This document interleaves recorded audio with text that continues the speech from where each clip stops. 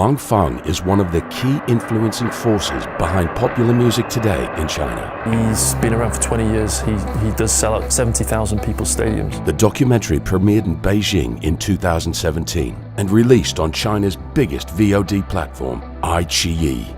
This is the behind the scenes of existence.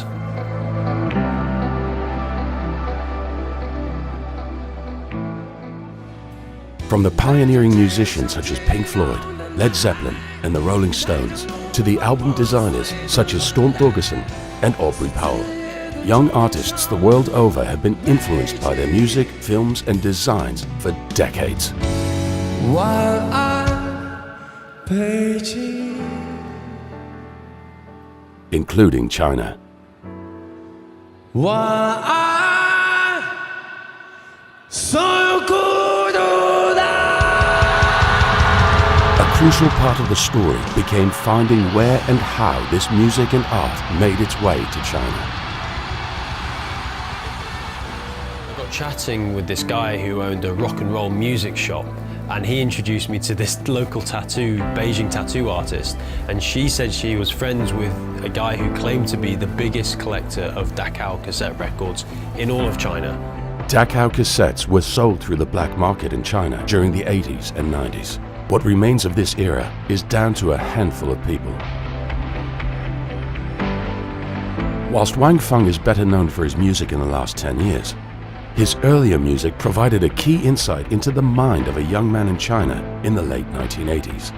It was important that we brought the audience back into Wang Feng's world. This song, Li Jianguo, is how Wang Feng saw China at this time. The documentary focused on giving audiences across China a unique look into Wang Feng's life.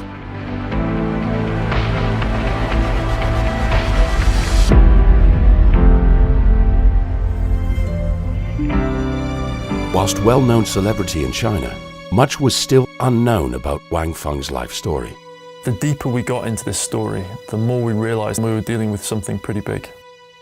One of my favorite photographs of the whole film was Wang Feng sat as a little boy wearing his father's military hat, and this was the exact photo that was taken on the day that he was at Beihai Park with his mother and father.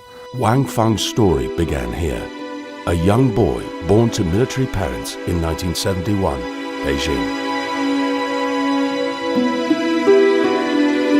Long before becoming an iconic figure in music, Wang Feng was accepted into China's leading classical music school. The Central Observatory of Music became a key location for building his early story. So we're about to shoot the entrance of the conservatory. It's the first scene of the open shot for the conservatory. At this time, in the 1980s, Western rock music was banned in China. Bootleg cassettes were secretly passed around, but they were hard to get hold of. You have to imagine, up to this point, Wang Feng has only heard propaganda music and classical music. We heard about these cassettes in the 1980s that had arrived in China and they were distributed and sold across the black markets. So imagine Wang Feng growing up with both his parents in the military in Beijing, forced to play violin his entire childhood, goes to the top music school in China, and now someone hands him the dark side of the moon. It was important for the film to be processed by a team that has over 20 years' experience in music documentary post-production. We couldn't have done this to this level without on-site. The collaboration was a true success, not only for the film in China, but also for a first-time UK-China production. Throughout this project and the journey with SLA, there's been multiple ups and downs, but it's been just amazing to experience it together. The film reached over 2 million hits in the first 10 days. For little us, this was an absolute dream come true.